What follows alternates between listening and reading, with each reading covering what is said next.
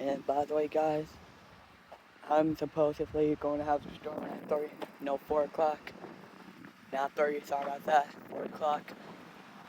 Um, so it's like almost an hour before the storm starts.